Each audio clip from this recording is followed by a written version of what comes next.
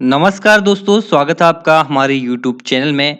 तो हमने Uttarakhand police SI के नोटिफिकेशन पर उत्तराखंड पुलिस एसआई का फॉर्म आपको कैसे भरना है उस पर, और अगर आपने फॉर्म फिल कर दिया तो करेक्शन कैसे करना है उस पर भी वीडियो बनाई है। लेकिन उसके बाद बहुत सारे डाउट, बहुत सारे क्वेरीज जो हैं आपके मन में हैं, जो कि आप कमेंट सेक्शन में लिख रहे हैं, उन सभी डाउट को हमने यहाँ पर लिखा है। तो ये आपके पूरे डाउट हैं, इन सभी को हमने यहाँ पर लिखा है। इन सभी डाउट के बारे में इस वीडियो में बात करने वाले हैं। ये सारे सवाल आपके द्वारा ही पूछे गए हैं कमेंट सेक्शन में। हालांकि हमने कमेंट सेक्शन में ही रिप्लाई किया है कुछ लोगों का, लेकिन बार बार ऐसे सवाल आ रहे हैं तो रिप्लाई करना मुश्किल है इतना, ठीक है। तो इसलिए एक वीडियो बना रहे हैं हम, इसमें आपके सारे डाउट क्लियर हो जाएंगे। डाउट आपके कुछ इस प्रकार है। एज लिमिट से संबंधित, अदर स्टेट वाले फॉर्म फिल कर सकते नहीं कर सकते, एनसीसी एनएसएस का हमें फायदा मिलेगा नहीं मिलेगा, एम्प्लॉयमेंट ऑफिस रजिस्ट्रेशन जरूरी है नहीं है, फाइनल ईयर स्टूडेंट जो अपेयरिंग कैंडिडेट हैं वो इस फॉर्म को फिल कर सकते हैं नहीं कर सकते, हिल सर्टिफिकेट होना जरूरी है, स्थायी निवास का क्या इशू है, क्या प्राइवेट कॉलेज से ग्रेजुएट फॉर्म फिल कर सकता है या सीबीएसई बोर्ड वाला फॉर्म फिल कर सकता है नहीं कर सकता है, ईडब्ल्यूएस का क्या इशू है, फिजिकल पहले हुआ या रिटर्न पहले हुआ। तो ये सारे आपके क्वेश्चन हैं, इनके बारे में इस वीडियो में बात करेंगे। तो चलिए वीडियो को स्टार्ट करते हैं। तो सबसे पहले हम बात करते हैं फाइनल ईयर स्टूडेंट की, जो अपेयरिंग कैंडिडेट हैं, जो भी बीए बीएससी बीकॉम जो भी आपका स्ट्रीम है उसका फाइनल ईयर में है, वो इस फॉर्म को फिल कर सकते हैं नहीं कर सकते हैं। उत्तराखंड पुलिस सब इंस्पेक्टर की हम बात कर रहे हैं। तो देखिए, यूके ट्रिपल एस का कोई भी फॉर्म फिल करने के लिए आपके पास जो डॉक्यूमेंट है वो फॉर्म फिलअप की लास्ट डेट से पहले का होना चाहिए, ठीक है। फॉर्म फिलअप की लास्ट डेट है 21 फरवरी। तो 21 फरवरी से पहले आपका ग्रेजुएशन कंप्लीट हो जाना चाहिए। हालांकि फरवरी में कोई ग्रेजुएशन का रिजल्ट आता नहीं है, तो इसका मतलब ये होता है कि आप फाइनल ईयर में है तो इस फॉर्म को फिल नहीं कर सकते, ठीक है। अगर आपका फाइनल ईयर का रिजल्ट जो है 21 फरवरी से पहले आ जाता है, हम रिजल्ट की बात कर रहे हैं, आपके पास मार्कशीट होनी चाहिए फाइनल ईयर की, ठीक है। सर्टिफिकेट की हम बात नहीं कर रहे हैं। आपके पास अगर 21 फरवरी 2022 से पहले फाइनल ईयर की मार्कशीट आपके पास आ जाती है, आपका रिजल्ट डिक्लेयर हो जाता है, तो इस फॉर्म को आप फिल कर सकते हैं, अन्यथा इस फॉर्म को आप फिल नहीं कर सकते, ठीक है। दूसरी बात, एनसीसी एनएसएस का क्या हमें इस फॉर्म में फायदा मिलेगा, चाहे वो उत्तराखंड पुलिस कांस्टेबल का हो, चाहे उत्तराखंड पुलिस हेड कांस्टेबल का हो, चाहे वो उत्तराखंड पुलिस एसआई को हो। तो देखिए, एनसीसी एनएसएस का जो है यूके ट्रिपल एस में एक प्रेफरेंशियल क्वालिफिकेशन है, अधिमानी अर्हता है, ठीक है। इसमें आपको प्रेफरेंस दिया जाता है कहां पर, मेरिट में, ठीक है। मेरिट में प्रेफरेंस दिया जाता है जब आपकी और किसी अन्य कैंडिडेट के मार्क्स जो है सेम हो जाते हैं, तब वहां पर प्रेफरेंस दिया जाता है, अन्यथा इसका कोई आपको फायदा नहीं मिलता है, ठीक है। इसके मार्क्स आपको नहीं मिलते हैं, लेकिन एक प्रेफरेंस के तौर पर है। जैसे आपका टेरिटोरियल आर्मी में 2 ईयर का एक्सपीरियंस, ये भी एक प्रेफरेंशियल क्वालिफिकेशन है, ठीक है।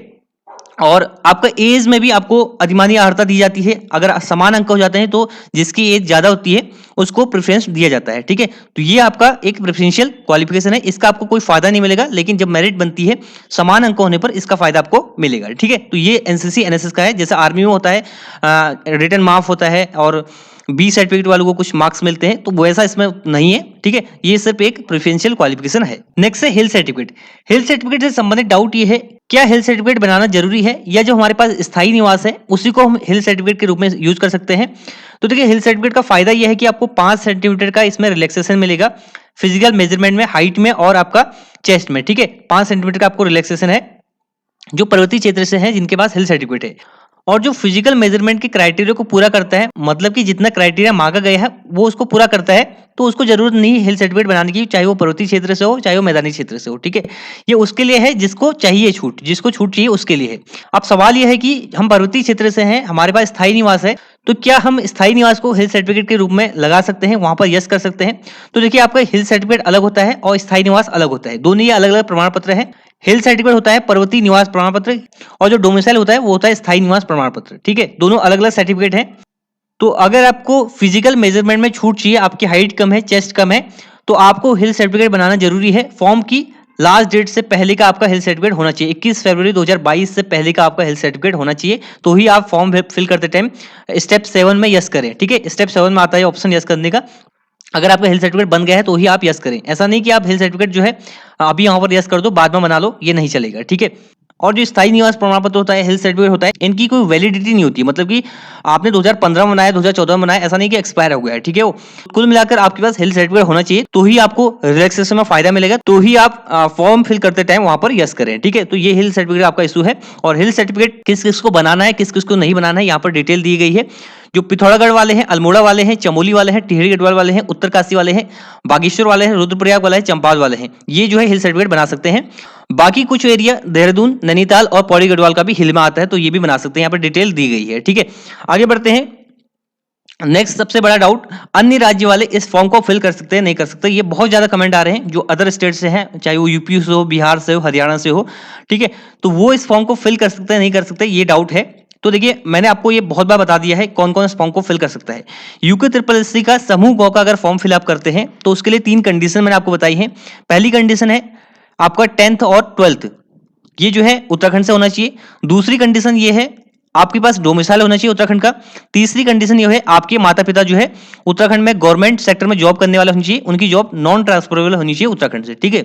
इन तीनों में से एक भी कंडीशन आप पर अप्लाई होती है तो इस फॉर्म को आप फिल कर सकते हैं। और ये कंडीशन सभी के लिए है, जो उत्तराखंड में निवास करते हैं उनके लिए भी है, जो उत्तराखंड से बाहर निवास कर रहे हैं उनके लिए भी है, ठीक है। मान लिया आपने उत्तराखंड से 10th 12th नहीं किया, आपने बाहर से किया है, लेकिन आपके पास उत्तराखंड का डोमिसाइल है, आपके माता पिता उत्तराखंड से ही रहने वाले हैं, तो इस फॉर्म को आप फिल कर सकते हैं, ठीक है। मान लिया आपके पास उत्तराखंड का डोमिसाइल नहीं है, लेकिन आपने क्या किया है उत्तराखंड से 10th और 12th किया है, तो इस फॉर्म को आप फिल कर सकते हैं। मान लिया आपके पास ये दोनों में से कोई नहीं है, लेकिन आपके माता पिता उत्तराखंड में जॉब करते हैं गवर्नमेंट सेक्टर में, उनकी जॉब जो है नॉन ट्रांसफरेबल है, तो भी आप इस फॉर्म को फिल कर सकते हैं। तो 3 कंडीशन में से एक भी कंडीशन को आप फुलफिल करते हैं तो ही इस फॉर्म को आप फिल कर सकते हैं। तो अदर स्टेट वालों के लिए मैं कहना चाहता हूं ये 3 कंडीशन है, ये 3 कंडीशन में से एक भी कंडीशन आप पर अप्लाई होती है तभी आप फॉर्म फिल कर सकते हैं, अन्यथा आप फॉर्म फिल नहीं कर सकते हैं, ठीक है। तो ये अदर स्टेट के लिए देखिए मैं कहूंगा 99.9% ऐसे चांसेस हैं कि वो फॉर्म फिल नहीं कर सकते हैं। नेक्स्ट देखिए पहले फिजिकल होगा या रिटर्न, ठीक है। देखिए आपका जो कांस्टेबल का फिजिकल है उसमें आपके मार्क्स जुड़ने हैं, लेकिन जो आपका पुलिस सब इंस्पेक्टर का फिजिकल है वो क्वालिफाइंग नेचर का है, मतलब आप उसमें बस क्वालिफाई आपको होना है।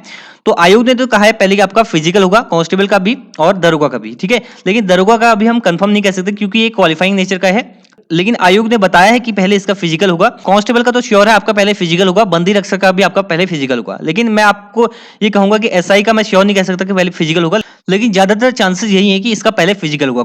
अगर कांस्टेबल और बंदी रक्षक का पहले फिजिकल होता है तो पुलिस विभाग जो है इसका भी पहले फिजिकल कराने की कोशिश करेगा, ठीक है।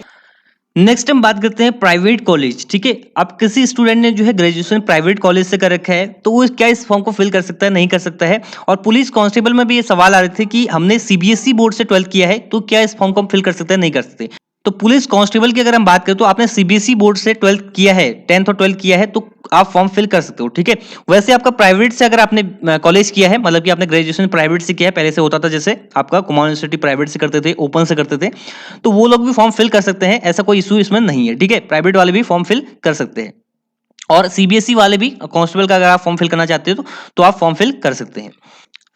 नेक्स्ट देखिए ईडब्ल्यूएस। अब देखिए मैंने आपको बता रखा है कि ईडब्ल्यूएस जो है आपका फॉर्म की लास्ट डेट से पहले का होना चाहिए। कोई भी डॉक्यूमेंट अगर आपका है वो फॉर्म की लास्ट डेट 21 फरवरी से पहले का होना चाहिए। 21 फरवरी उत्तराखंड में पुलिस एसआई की लास्ट डेट है, और अगर हम कांस्टेबल की बात करें तो 16 फरवरी इसकी लास्ट डेट है, ठीक है। तो इससे पहले का आपका ईडब्ल्यूएस होना चाहिए बना हुआ। और ईडब्ल्यूएस की वैलिडिटी की बात करें तो आपके जो सर्टिफिकेट में जितनी वैलिडिटी दी गई है, पहले इस आयोग ने बताया था कि इसका एक फाइनेंशियल ईयर का इसका वैलिडिटी है, लेकिन बाद में आयोग ने क्लियर किया था संवाद के माध्यम से कि इसकी जो वैलिडिटी है वो आपकी जो डॉक्यूमेंट में दी गई है, कहीं कहीं 6 मंथ लिखा है, कहीं कहीं 1 साल लिखा है, तो उसके अकॉर्डिंग होगी, ठीक है। जिसमें 1 साल लिखा है उसमें 1 साल का होगा, जिसमें 6 मंथ का, जिसमें 6 मंथ लिखा है उसमें 6 मंथ का होगा, जिसमें एक फाइनेंशियल ईयर लिखा है उसमें एक फाइनेंशियल ईयर का, उसमें एक फाइनेंशियल ईयर की वैलिडिटी होगी। लेकिन बना हुआ आपका 21 फरवरी से पहले का होना चाहिए, ये नहीं कि आप फॉर्म फिल करते टाइम ईडब्ल्यूएस कर दे और फॉर्म की लास्ट डेट के बाद आप बना रहे हैं तो वो आपको नहीं चलेगा, आपको डॉक्यूमेंट वेरिफिकेशन के टाइम पे रिजेक्ट कर दिया जाएगा। तो ईडब्ल्यूएस वाले या अन्य डॉक्यूमेंट वाले ये ध्यान रखें, ठीक है, क्योंकि आयोग इस मामले में काफी सख्त है, आपके डॉक्यूमेंट जो है लास्ट डेट से पहले के होने चाहिए। नेक्स्ट डाउट है यूके ट्रिपल एससी का फॉर्म फिल करने के लिए क्या एम्प्लॉयमेंट ऑफिस यानी कि सेवा एजेंट कार्यालय में रजिस्ट्रेशन होना जरूरी है या नहीं है। तो मैं पहले भी आपको बता चुका हूं कि यूके ट्रिपल एससी का कोई भी आप फॉर्म फिल करते हैं तो इसके लिए आपका सेवा एजेंट कार्यालय एम्प्लॉयमेंट ऑफिस में रजिस्ट्रेशन होना जरूरी नहीं है। पहले ये जरूरी था लेकिन अब नहीं है, ठीक है। अगर आप यूके पीएससी का कर रहे हैं तो जरूरी है, यूके ट्रिपल एस में जरूरी नहीं है, ठीक है। इसके संबंध में हमने आयोग को मेल किया था तो आयोग का रिप्लाई भी आया था कि नो करके, ठीक है। अगर आप फॉर्म फिल करने जाओगे तो वहां पर आप नो कर सकते हैं अगर आपके पास एम्प्लॉयमेंट ऑफिस में रजिस्ट्रेशन नहीं है, ठीक है। अगर आपका है तो आप यस करके डिटेल को फिल कर सकते हैं, ठीक है। लेकिन अगर आपका सर्टिफिकेट एक्सपायर हो गया है तो उसको फिल ना करें, ठीक है, रॉन्ग डिटेल फिल ना करें, बाद में आपको प्रॉब्लम हो सकती है। अगर आप चाहते हैं कि बना लें तो 15 दिन में आपका बन जाता है, आप बना सकते हैं सीएससी सेंटर से आराम से, ठीक है। उसके बाद आप लगा सकते हैं, लेकिन कंपलसरी नहीं है, ठीक है। अगर आप चाहते हैं तो लगा लीजिए और अगर आप नहीं लगाना चाहते हैं तो नो करके आगे फॉर्म फिल कर सकते हैं, ठीक है। लेकिन रॉन्ग डिटेल फिल मत करें, एक्सपायर हो गया है उसको फिल मत करें, ऐसा ना करें, ठीक है। तो ये डाउट भी आपका क्लियर हो गया होगा। आई होप आपके सारे डाउट क्लियर हो गए होंगे। अगर इसके बाद भी कुछ आपकी क्वेरी है तो आप नीचे कमेंट कर सकते हैं। तो ये है इस वीडियो का and. Thanks for watching and God bless you all.